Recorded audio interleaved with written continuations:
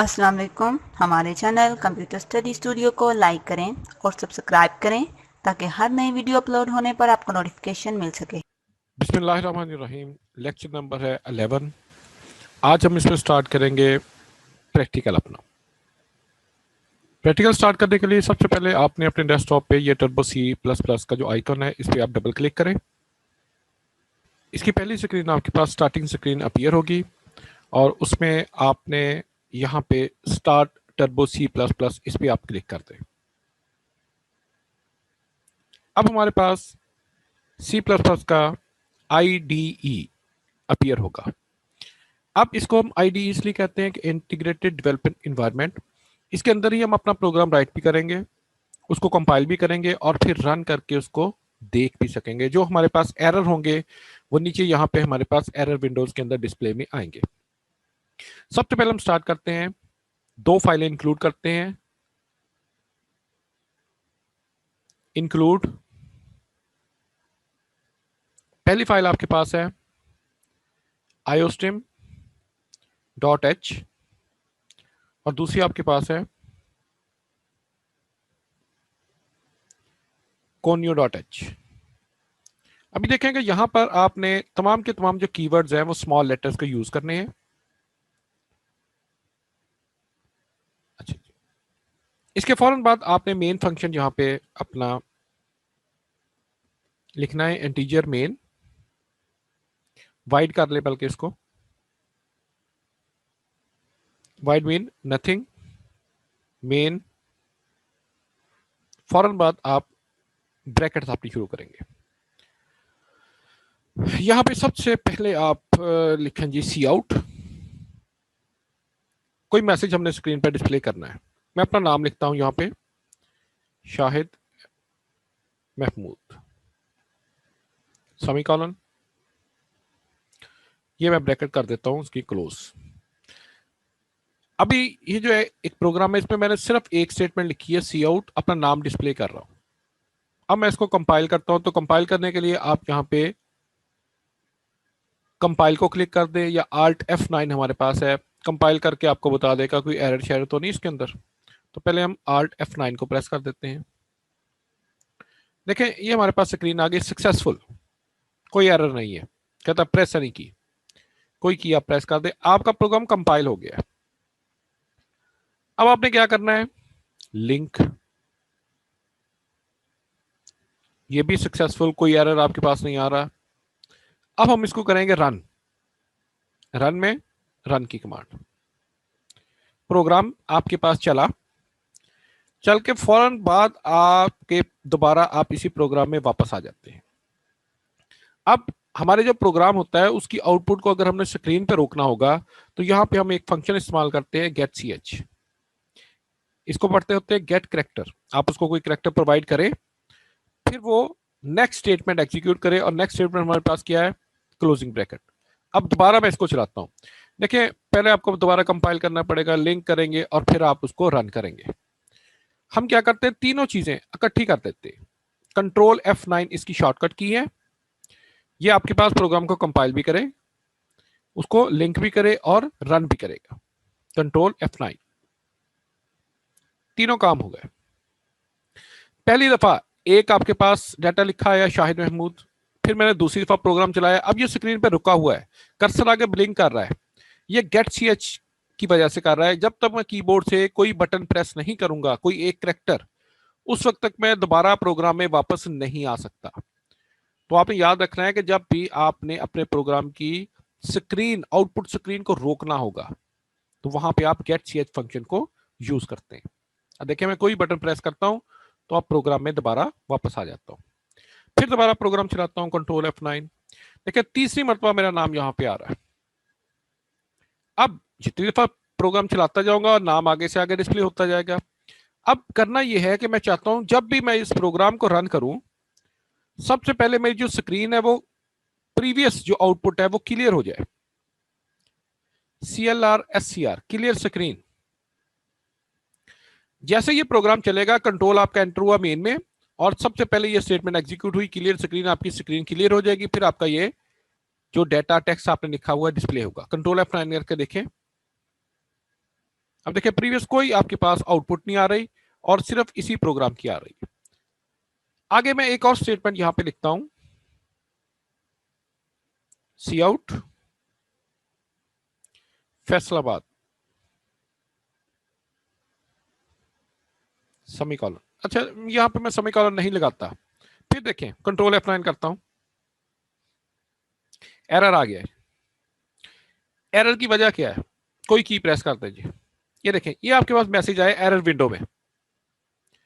क्या कह रहा है? कहता जी CPP line number 8 statement missing semicolon, और ये बार भी आपको शो करके दिखा रही है। 8वीं लाइन, 1 2 3 4 5 6 7 8, ये आपके पास एरर आ रहा है। यहां पे आपने क्या करना है? सेमीकोलन लगा देना। उसने आपको काज भी बता दी किस वजह से आपके पास एरर आ रहा है। कंट्रोल F9 करें, शाहिद महमूद भी लिखा गया और फैसलाबाद भी लिखा गया, लेकिन ये हमने लिखा था 2 लाइनों में, ये एक ही लाइन में उसको डिस्प्ले कर रहा है। यहां पे आपने इसको 2 लाइनों में लिखा हुआ है, तो जब आउटपुट है वो एक लाइन में आपके पास डिस्प्ले में आ रही है। यहां पे हम यूज करते हैं फिर END एंड लाइन, जब ये डाटा डिस्प्ले हो जाए, लाइन एंड हो जाए, ये नेक्स्ट लाइन में डिस्प्ले में आए। कंट्रोल F9 करें। अब देखें, शाहिद महमूद एक लाइन में और फैसलाबाद सेकंड लाइन में। तो जहां भी आपको नई लाइन की जरूरत होगी, आपने एंड लाइन को इस्तेमाल करना है।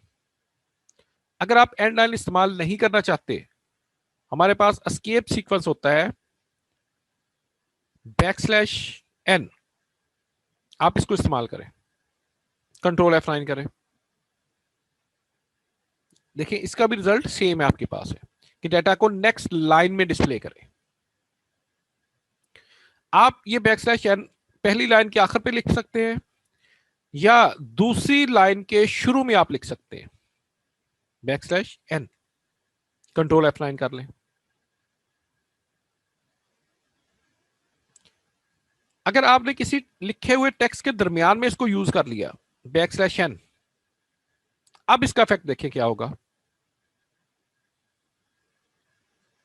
देखिए शाहिद एक लाइन में, महमूद एक में और फैसलाबाद तीसरी, 3 लाइनों में अब आपके पास डाटा। तो जहां भी आपने \n को यूज किया, इसका मतलब है कि आपको एक नई लाइन की जरूरत है।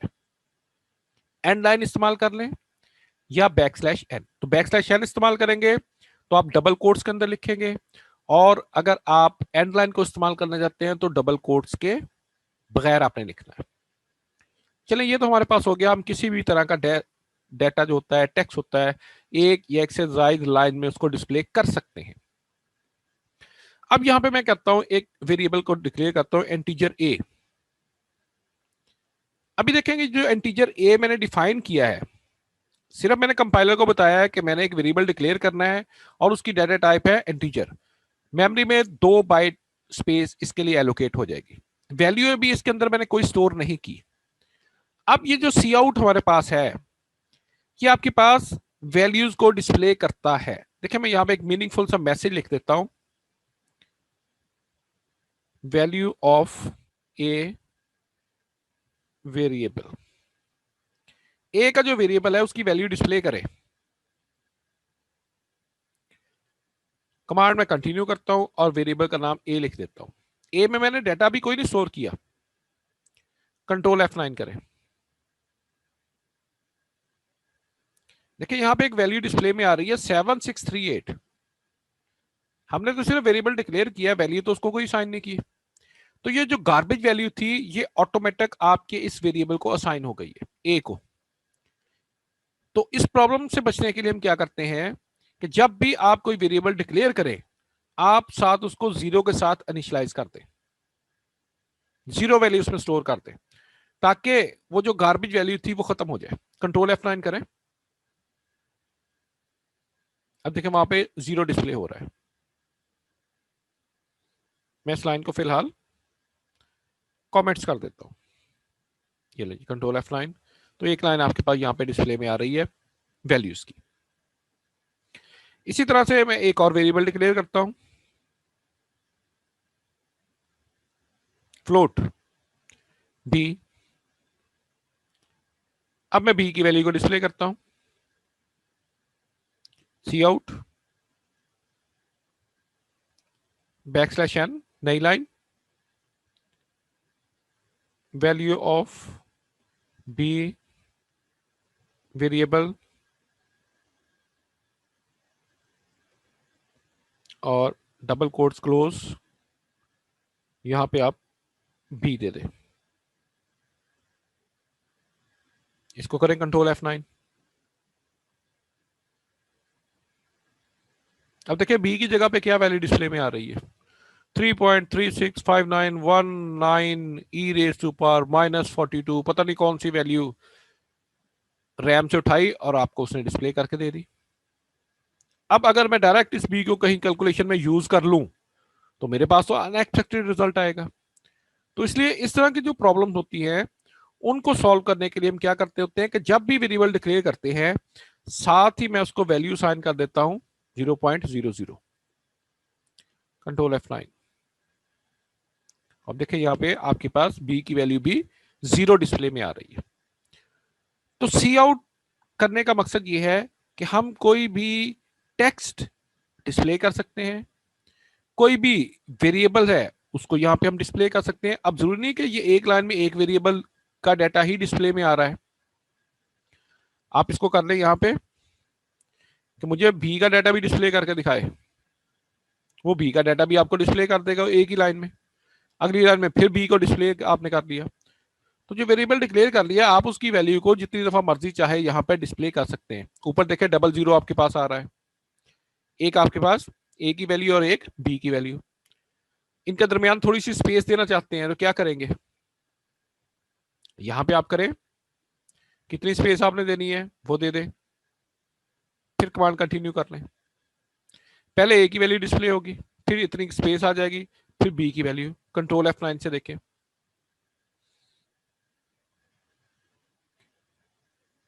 तो इस तरह से आप अपने टेक्स्ट को और वेरिएबल्स की वैल्यूज को डिस्प्ले कर सकते हैं। अभी यहां तक मैं ये फाइल इंक्लूड नहीं करता, एक ही फाइल मैंने इंक्लूड की है। देखिए अब क्या इफेक्ट आपके पास होगा। प्रोग्राम सारा आपका सही चल रहा था कंपाइल होकर, कंट्रोल F9 करें, एरर, हाँ जी एरर क्या है। सबसे पहले वो पूछेगा ये जो आपने क्लियर स्क्रीन फंक्शन इस्तेमाल कर लिया है, लाइन नंबर 5 पे फंक्शन आप इस्तेमाल कर रहे हैं clear screen should have a prototype. Prototype इस फंक्शन की जो आपने डिक्लेरेशन है इसने करना क्या है वो तो आपने नहीं बताया। इट मीन्स कि हमने एक ऐसी फाइल अब यहां पे शामिल करनी है प्रोग्राम के अंदर जिसमें क्लियर स्क्रीन फंक्शन की प्रोग्रामिंग मौजूद हो। तो आप यहां पे क्या करेंगे, नंबर साइन इंक्लूड conio.h। अब देखें वो एरर आपके पास ये रिमूव होगा। अब ये जो फाइल हमने इंक्लूड नहीं की थी कोनियो, इसमें देखें क्लियर स्क्रीन और गेट ch दोनों के फंक्शंस, इनकी डेफिनेशन इसके अंदर मौजूद है। कंट्रोल F9 करें, प्रोग्राम चल जाएगा हमारा। अभी मैं ये पहले वाली फाइल जो है ये शामिल नहीं करता प्रोग्राम में, फिर देखें क्या इफेक्ट होगा। कंट्रोल F9, एरर, एरर क्या आया, अनडिफाइंड सिंबल सी आउट। उसको नहीं पता चल रहा है ये सी आउट जो आपने लिखा है ना कमांड, ये कैसे वर्क करेगी, सी आउट ने कैसे वर्क करना है, उसकी जो प्रोग्रामिंग है कौन सी फाइल के अंदर मौजूद है। तो हमने कहा था कि हमारे पास सी इन और सी आउट दोनों की जो डेफिनेशन है उन्होंने करना क्या है, वो हमारे पास IO stream input output stream file के अंदर मौजूद है। Number sign include iostream dot H, इस फाइल के अंदर इसकी प्रोग्रामिंग मौजूद है। कंट्रोल F9 करें, अब ये आपके पास इनपुट और आउटपुट दोनों डिस्प्ले में आएंगे जो भी आप यूज करना चाहते हैं। आज के लिए इतना ही काफी है। इसमें हमने सिर्फ सी आउट के जरिए अपना जो टेक्स्ट है उसको डिस्प्ले किया है, वेरिएबल जो हमने डिफाइन किए थे उनकी वैल्यूज को डिस्प्ले किया है। इंशाल्लाह नेक्स्ट प्रैक्टिकल्स के अंदर फिर हम इनमें सी इन के जरिए डाटा भी इनपुट लेंगे कीबोर्ड के जरिए, और फिर उन वैल्यूज के ऊपर हम मुख्तलिफ किस्म के जो ऑपरेशन है अर्थमेटिक्स ऑपरेशन वो अप्लाई करके देखेंगे। फाइल को सेव करने के लिए आप यहाँ पे फाइल को क्लिक करें और ये सेव का कमांड या F2 की को आप प्रेस कर दें। फौरन आपसे नाम पूछेगा, आप यहाँ पे इसको कोई भी नाम दे दें। अभी इसका नाम है नो नेम, कोई नाम नहीं है। .cpp ये इसकी एक्सटेंशन है C++। तो मैं यहाँ पे उसको कोई नाम दे देता हूँ।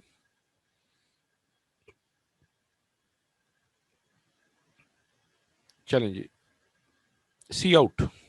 cout.cpp ये एक्सटेंशन आपने लाजमी देनी है CPP की। फाइल आपके पास कहाँ पे स्टोर होगी, देखें जी, सी ड्राइव। इसमें टर्बो सी के नाम से आपके पास एक फोल्डर या डायरेक्टरी जिसको आप कहते हैं मौजूद है। उसके अंदर बिन की डायरेक्टरी है, उसके अंदर आपकी ये फाइल जाकर सेव होगी। ओके कर दें तो फौरन देखेंगे ये नाम यहाँ पे आपके पास चेंज हो जाएगा। ओके, और नेक्स्ट टाइम जब भी आपने फाइल ओपन करेंगे सी आउट वाली, उसमें ये डाटा आपके पास मौजूद होगा। तो यहाँ से करें फाइल और क्विट से आप इस प्रोग्राम को बंद कर सकते हैं। Thanks for watching the lecture. इंशाल्लाह मिलते हैं नेक्स्ट लेक्चर में। उस वक्त तक के लिए अल्लाह हाफिज।